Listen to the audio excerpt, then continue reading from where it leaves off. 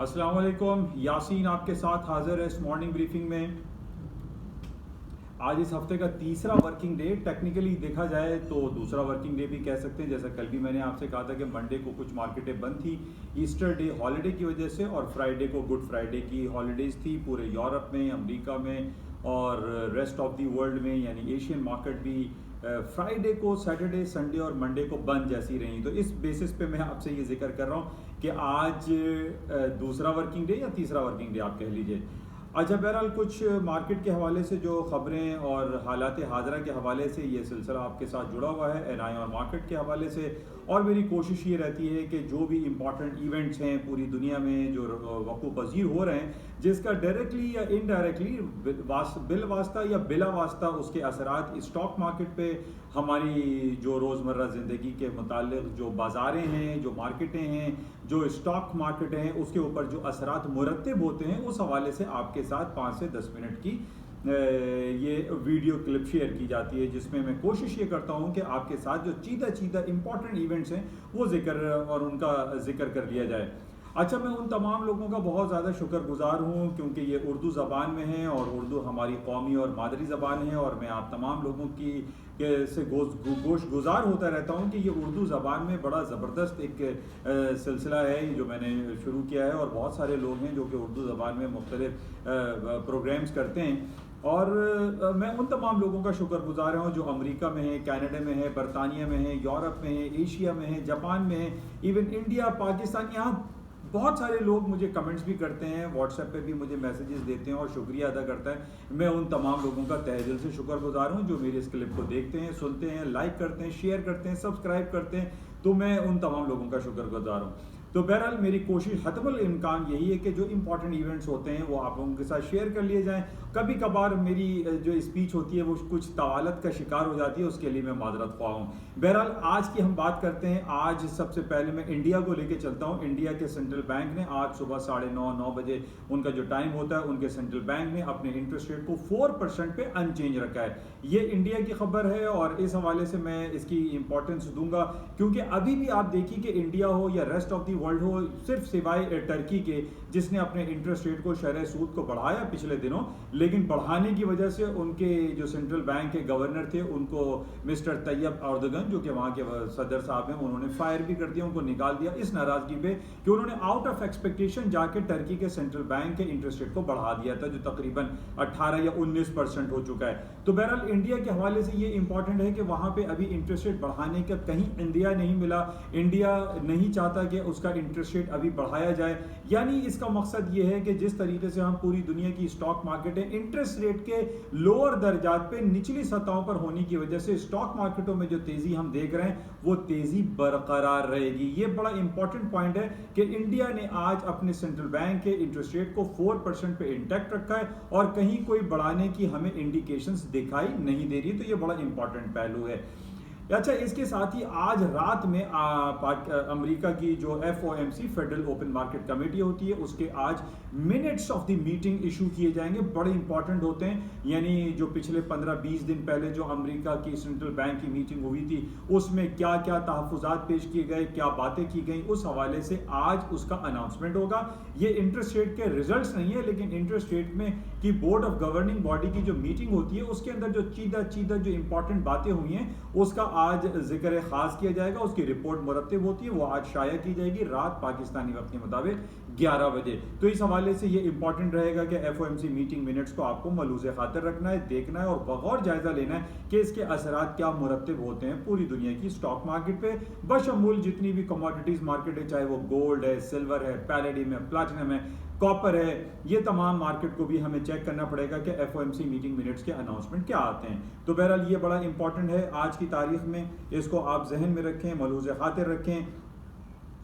अच्छा, इसके साथ ही कराची स्टॉक की मैं बात करता चलूँ कि कराची स्टॉक एक्सचेंज आज तकरीबन 100-150 पॉइंट माइनस चल रहा है। पाकिस्तान की जो एक अनसर्टेन सिचुएशन क्रिएट हुई भी है, कभी FBR का मसला चल रहा है तो कभी टैक्सेशन के हवाले से लोगों में बहुत ज़्यादा इबाम पाया जा रहा है। लोग कोविड-19 की वजह से बहुत ज़्यादा तज़ब्ज़ब का शिकार हैं। पूरे पाकिस्तान में अक्रॉस तक कंट्री जो है वो प्रोटेस्ट किया जा रहा है, लोग घरों से बाहर निकल रहे हैं, तिजारती हजरात जो तिजारत करने वाले जो लोग हैं, कारोबारी सरमायादार जो लोग हैं, वो सड़कों पे प्रोटेस्ट कर रहे हैं और वो ये कह रहे हैं कोविड-19 का जो ड्रामा रचाया जा रहा है, जिसकी बेसिस पे दुकानें, शादी हॉल, स्कूल, कॉलेजेस, तालीमी इदारे सब कुछ बंद करने का जो इंदिया दिया जा रहा है, जो बातें की जा रही हैं, जिसकी वजह से एक नेगेटिव असरात पाए जा रहे हैं, उन तमाम पॉजिटिव असरात के बावजूद कि इमरान खान की गवर्नमेंट पीटीआई बहुत अच्छे इनिशिएटिव्स ले रही है, रोशन डिजिटल अकाउंट के हवाले से बड़ा अच्छा काम हो रहा है, नया पाकिस्तान सर्टिफिकेट के हवाले से बड़ा अच्छा काम हो रहा है, लेकिन जिस तरीके से ये हमारे कारोबारी हजरात, कारोबारी जो सरगर्मियां हैं, इनको जब बंद करने की बात की जाती है तो उसका नेगेटिव असरात स्टॉक मार्केट में लामहला पड़ते हैं। और आज हम यही देख रहे हैं कि पिछले 4-5 दिनों में, कल बल्कि पाकिस्तान की stock market PSX index 800 point market plus में थी, लेकिन आज हम देख रहे हैं कि फिर दोबारा 100-200 पॉइंट मार्केट माइनस है, क्योंकि मार्केट में जिस तरीके से एक अनसर्टेन गैर यकीनी सूरत हाल बर्पा हुई भी है कोविड-19 corona virus variant third wave की वजह से, और उसकी वजह से हम ये देख रहे हैं कि एक कारोबारी सरगर्मियां मनफी असरात में जा रही हैं, जिसकी वजह से स्टॉक में नेगेटिव इम्पैक्ट आ रहा है। अच्छा, अब दूसरी तरफ हम ये देख रहे हैं कि एक तरफ तो हम पाकिस्तान स्टॉक की बात कर रहे हैं कि जनाब पाकिस्तान की स्टॉक मार्केट इसलिए नीचे आ रही है कि कोविड-19 की वजह से लॉकडाउन, शटडाउन और टाइम फ्रेम में बातें हो रही हैं कि 2 से 4 बजे तक या 6 से 8 बजे तक जो है वो शादी हॉल बंद कर दिए जाएँ, तिजारती सरगर्मियाँ बंद कर दी जाएँ। लेकिन दूसरी तरफ हमारे सामने एक बहुत बड़ा एक क्वेश्चन मार्क है, जिसको हम कॉन्स्पिरेसी थ्योरी भी गिरदान रहे हैं, कि हम ये देख रहे हैं कि जनाब अमेरिका की जो स्ट्रीमलाइन इंडेक्स है, S&P, डाउ जोन्स, नेस्डैक, जिसको दुनिया मानती है और इसी के बेसिस पे पूरी दुनिया को इंडिकेट किया जाता है कि दुनिया में जो ग्रोथ है, जो ग्रोइंग प्रोसेस है, वो बड़ा ज़बरदस्त है। हम ये देख रहे हैं कि अमेरिका की जो स्ट्रीमलाइन इंडेक्स, खास तौर पे S&P स्टैंडर्ड एंड पुअर्स 500 है, वो तारीख की बुलंद तरीन सतहों पर चल रही है। डाउ जोन्स तकरीबन तारीख की बुलंदियों के करीब है, डाउ जोन्स ऊपर की तरफ है, नेस्डैक ऊपर है। तो अब हम ये देख रहे हैं कि अमेरिका, जिसकी कुल आबादी 34 से 35 करोड़ के नफूस पर मुश्तमिल है, वहां पे तकरीबन 6 लाख लोग, जिसकी रिपोर्ट हमारे पास आ रही है कि 6 लाख लोग जो है 600,000 लोग जो हैं वहां पे मर चुके हैं, डाई हो चुके हैं बिकॉज ऑफ कोविड-19 की वजह से, जो कि पूरी दुनिया में सबसे ज्यादा नंबर्स हैं। वहां पे तकरीबन करोड़ों की तादाद में जो है कोविड-19 के टेस्ट पॉजिटिव आ चुके हैं। वहां पे अब ये खबर आ रही है कि 10 करोड़ से ज्यादा को लोगों को वैक्सीनेशन लगा दी गई है, लेकिन जहां मरने की तादाद है, वहां पे कोविड-19 के केसेस की तादाद है, वो तो अमेरिका ने सबको पीछे छोड़ दिया है। और उसके बावजूद ये जो पॉइंट, जो आप इस पॉइंट को जहन में रखिए कि इन हालात के बिगड़ते हुए सूरत हाल के बावजूद अमेरिका की स्टॉक मार्केटें आज तारीख की बुलंद तरीन सतहों पे खड़ी हुई हैं। क्यों? यहां पर बहुत सारे सवालात आ जाते हैं। हम ये जानते हैं कि जिस तरीके से अमेरिका है और चाइना है, ये दोनों एक दूसरे के लिए लाजिम व मलजूम हैं। दोनों एक दूसरे के ऊपर इल्ज़ाम लगाते रहते हैं कि अमेरिका ने चाइना के ऊपर इल्ज़ाम लगा दिया कि जनाब कोविड-19 जो है वुहान सिटी, चाइना ने इसको मैन मेड है, और फिर उसी बेसिस पे हम देख रहे हैं कि चाइना में ये कोविड-19 ख़त्म हो जाता है, वहाँ पर सेलिब्रेशन हो जाती है। अमेरिका में बुरा हाल है, अमेरिका में जो है वो लोग मरते चले जा रहे हैं, केसेस बढ़ते चले जा रहे हैं, लेकिन दूसरी तरफ millions and trillions of dollar के इकोनॉमिक स्टिमुलस पैकेजेस अनाउंस किए जाते हैं, चीप मनी क्रिएट की जाती है। उसकी वजह से हम देख रहे हैं वहाँ के तो हालात बड़े ज़बरदस्त चल रहे हैं, स्टॉक मार्केटें बढ़ती जा रही हैं, लोगों की जो अर्निंग प्रोसेस है वो भी बेहतर हो रहा है, जॉबलेस क्लेम वहाँ पे कम होते चले जा रहे हैं, वहाँ पे नॉन फार्म पे रोल बढ़ता चला जा रहा है। तो ये सारी चीज़ें तो बिल्कुल कॉन्ट्रडिक्ट हो रही हैं। पाकिस्तान में हम ये देख रहे हैं कि ज़रा सा लॉकडाउन शटडाउन की आवाज़ें आती हैं तो जनाब स्टॉक मार्केटें गिर जाती हैं। लेकिन ये जो कॉन्स्पिरेसी थ्योरी है, जैसे कि हमें पहले भी मालूम है कि बैक इन 1970s में एक राइटर जिसने अभी एक किताब लिखी, जिसके इमरान खान साहब भी बड़ा सराहते हैं, और उन्होंने कहा कि ये किताब हर शख्स पढ़े। इसका नाम है इकोनॉमिक हिटमैन, इकोनॉमिक हिटमैन के हवाले से है, the confession of economic hitman. तो ये जो चीज़ें हमारे पास आ रही हैं कि जनाब 15 से 20 साल 30 साल के बाद एक रिवील होती है, कहानी पता चलती है कि जनाब सन 70s में जो है जो पीरू के सदर हैं या हवाना के जो प्रेसिडेंट थे, या ब्राज़ील और यहाँ के सुदूर को कैसे मर्डर कर दिया गया, कत्ल कर दिया गया, वो रिवील होती है कन्फेशन ऑफ इकोनॉमिक हिटमैन में कि जनाब ये तो अमेरिका ने खुद मारा था, क्योंकि अमेरिका की वो बातें नहीं सुन रहे थे। अब यहाँ पर यही हमें दिखाई दे रहा है कि जनाब जैसे 9/11 का वाक़या हुआ था 2001 में, अब ये खबर आ रही है कि जनाब वो फ़ारेनहाइट मूवी भी बनी और अमेरिका के वहाँ के राइटर्स खुद कह रहे हैं कि ये अमेरिका की अपनी साजिश थी और इन्होंने खुद करवाया था। आज यही कोरोना वायरस पेंडेमिक जिसने पूरी दुनिया की डायनेमिक्स को चेंज कर दिया है, कुछ अरसे के बाद इसकी भी खबर आ जाएगी जनाब ये कोरोना वायरस जो है ये एक मैन मेड था या इसको कॉन्स्पिरेसी थ्योरी के जरिए फैलाया गया। आज हम यही देख रहे हैं कि न सिर्फ पाकिस्तान के तिजारती हलकों में बहुत ज़्यादा कशीदगी पाई जा रही है, बल्कि अमेरिका के अंदर खुद इवन के यूरोप में, पेरिस में, लंदन में, फ्रैंकफर्ट में हर तरफ लोग विदाउट मास्क प्रोटेस्ट कर रहे हैं और वो ये कह रहे हैं कि ये कोविड-19 कोरोना वायरस एक साजिश है, एक साजिश के तहत इसको बहुत ज़्यादा बढ़ा चढ़ा के इसको एग्जैजरेट किया जा रहा है और जिसकी वजह से पूरी दुनिया की जो मुआशी हालात हैं वो एक तरफ खराबी की तरफ दिखाई दे रहे हैं। लेकिन जब हम दूसरी तरफ अमेरिका की स्टॉक मार्केट को देखते हैं तो हमें तो कहीं कोई खराबी नज़र नहीं आ रही, कहीं पे कोई जॉबलेसनेस नज़र नहीं आ रही है। तमाम अमेरिका की स्टॉक मार्केट दिन दुगनी रात चौगनी तरक्की कर रही हैं। So what is this? तो इसको बहरहाल आप लोग चेक करें कि ये हो क्या रहा है। अच्छा, इसके साथ ही गोल्ड की मार्केट के हवाले से मैंने आपको 2 दिन पहले भी इस बात का जिक्र किया था, क्योंकि जब दुनिया की स्टॉक मार्केटें ऊपर की तरफ जाती हैं तो जाहिर है कि इन स्टॉक मार्केटों में जो कंपनीज हैं और ख़ास तौर पे जो हाई टेक इंडस्ट्रीज़ है, जो हाई टेक कंपनीज हैं जिसके अंदर मैं 5 कंपनियों 6-7 कंपनियों के नाम बारहा लेते रहता हूँ ताकि आप तमाम लोगों को जहन नशीन हो जाए। Apple, alphabet, Google, Amazon.com,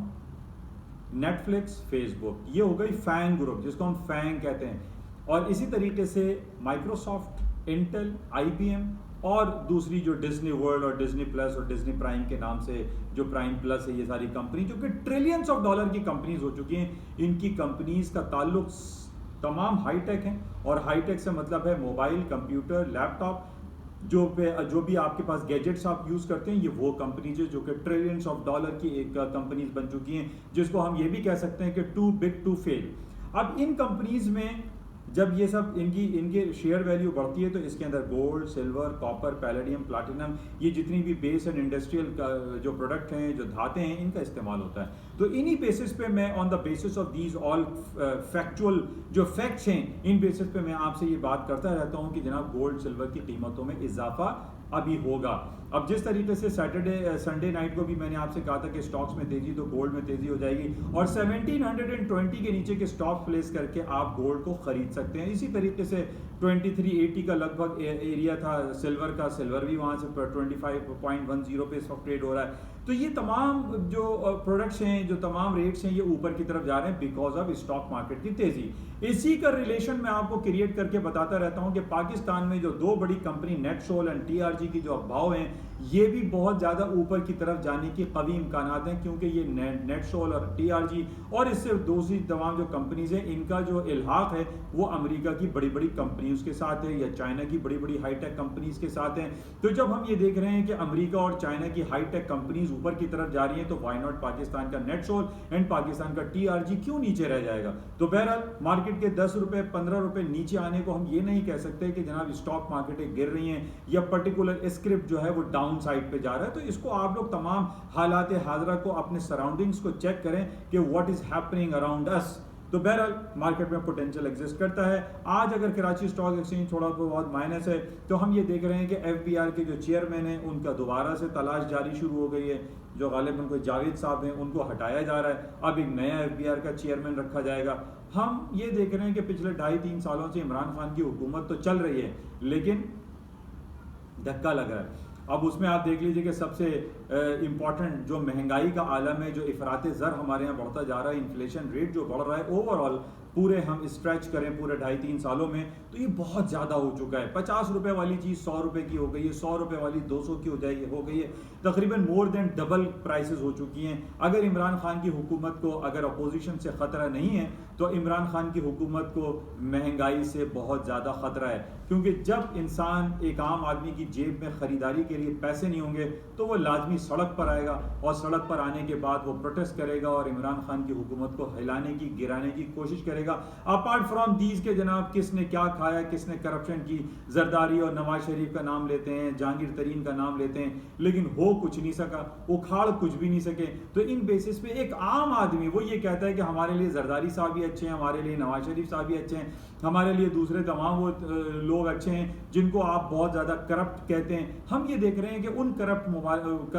corruption वाले जो दौर था उसमें तो एक आम आदमी को बड़ी सस्ती चीज़ें मिल रही थी, लेकिन आज जो करप्शन का राग अलापा जा रहा है और उसके बावजूद जो कीमतें डबल से ज़्यादा हो चुकी हैं, इससे एक आम आदमी खाइफ है। इस हवाले से इमरान खान की और हमारी हुकूमत वक्त को सोचना चाहिए कि इस हवाले से क्या इक़दाम किए जाएँ। तो बहरहाल FBR के चेयरमैन की तलाश में आज ये भी हम कह सकते हैं कि स्टॉक में थोड़ा सा डाउनफॉल है, क्योंकि रिटेल जो सेल्स टैक्स है और FBR के डिफरेंट जो टैक्सेस लगाए जा रहे हैं उससे एक आम आदमी काफ़ी खाइफ है। पहले ही कोविड-19 की वजह से दुकानें और कारोबारी सरगर्मियाँ जो है वो मध्यम पड़ी हुई हैं। अच्छा, तो बहरहाल गोल्ड की कीमतें हाँ ऊपर की तरफ हैं। वो गोल्ड को आप मलूज़ खातिर रखते हुए इसका 1720 के लेवल को नीचे स्टॉप लगा के आप बाय करें। और उसकी दूसरी वजह जो मैं बार बार आपसे कहता रहता हूँ कि जनाब पूरी दुनिया का इंटरेस्ट रेट 0 पे है या मनफी दर्जात पे, इसका भी पॉजिटिव इफेक्ट स्टॉक मार्केट पर भी आता है और गोल्ड की कीमतों में भी आता है, क्योंकि इसी वजह से हम देख रहे हैं गोल्ड भी ऊपर और स्टॉक्स भी ऊपर हैं। अच्छा, गोल्ड के और ऊपर होने की वजह बड़ी इंपॉर्टेंट है, जो कि पहले महीने 1.5 महीने पहले भी मैंने आपसे जिक्र किया था। इसराइल में पिछले 2 सालों में 4 बार जनरल इलेक्शन हो चुके हैं। नेतन्याहू साहब जो है वो एक स्ट्रेट एक जिसको लैंडस्लाइड विक्ट्री कहते हैं वो नहीं हासिल कर पा रहे हैं। तो नेतन्याहू वहाँ पे पिछले 10-12 साल से मेरे ख्याल में तकरीबन इतना ही हो गया, वो वहाँ के वजीर आज़म है, लेकिन उनके ऊपर बहुत सारे करप्शन के चार्जेस हैं। लेकिन उनकी तरफ से ये बयान देना कि जनाब मैं वजीर आज़म पक्का बन गया तो मैं वेस्ट बैंक पे कब्जा कर लूंगा, मैं यरूशलेम पे कब्जा कर लूंगा, मैं इस सारे इलाकों को जो है वो इसराइल का हिस्सा बना दूंगा, इस हवाले से बहुत ज़्यादा एक नेगेटिव सोच लोगों के अंदर पाई जाती है कि जनाब अगर नेतन्याहू साहब दोबारा आ गए तो ये तो खलफशार पैदा हो जाएगी, एक law and order situation create हो जाएगी, जिसकी वजह से इसका डायरेक्टली पॉजिटिव इम्पैक्ट आता है गोल्ड की मार्केट में। तो आज वहाँ के जो सदर हैं, कल जो इसराइल के सदर साहब हैं, उनके जो प्रेसिडेंट हैं, उन्होंने 28 दिन का टाइम दिया है। प्रेसिडेंट ये आपके इसराइल के जो नौ मुंतखब या मुंतखब होने वाले जो नेतन्याहू हैं दोबारा उनको 28 डेज का टाइम दिया है कि आप अपने तमाम जो इल्हाक जो आपकी कोएलिशन गवर्नमेंट है इसको बनाइए। 61 वोट्स उनको चाहिए, 120 की जो है उनकी पार्लियामेंट है, 61 उनको मिल जाए तो वो अपनी हुकूमत बना सकते हैं। लेकिन वो लंगड़ी लूली हुकूमत होगी तो बहरहाल इसको भी देखना पड़ेगा कि क्या नेतन्याहू साहब दोबारा आ सकते हैं या नहीं। अगर आ जाते हैं तो गोल्ड के लिए ये खतरनाक होगा, गोल्ड ऊपर जा सकता है, क्योंकि नेतन्याहू की जो कमेंट्स हैं, जो बातें हैं, वो बड़ी नेगेटिव कंसिडर की जाती हैं। अच्छा, आज इसके अलावा और भी कुछ खबरें चल रही हैं और उसमें पाकिस्तान के हवाले से बड़ी खबरें आ रही हैं IMF की तरफ से और वर्ल्ड बैंक की तरफ से। बहुत ज़्यादा ग्लूमी तो नहीं है, बहुत ज़्यादा पॉजिटिव तो नहीं है, लेकिन नेगेटिव भी नहीं है, एक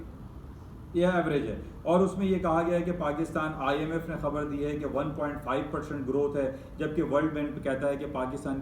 का जो ग्रोथ रेट है वो 1.3% है, एवरेज 1.4% आप कह लीजिए। तो ये बहरहाल ओके है कि IMF और वर्ल्ड बैंक पाकिस्तान को एक बेहतर तौर पर कंसिडर कर रहे हैं। लेकिन जिस तरह FATF के हवाले से पाकिस्तान के ऊपर एक तलवार लटक रही है कि जनाब पाकिस्तान जब तक ये मनी लॉन्ड्रिंग और एंटी टेररिज्म फाइनेंसिंग के हवाले से इक़दाम अच्छे नहीं कर लेता, उस वक्त तक पाकिस्तान का नाम ग्रे लिस्ट में इंटैक्ट रहेगा FATF की रिपोर्टों में,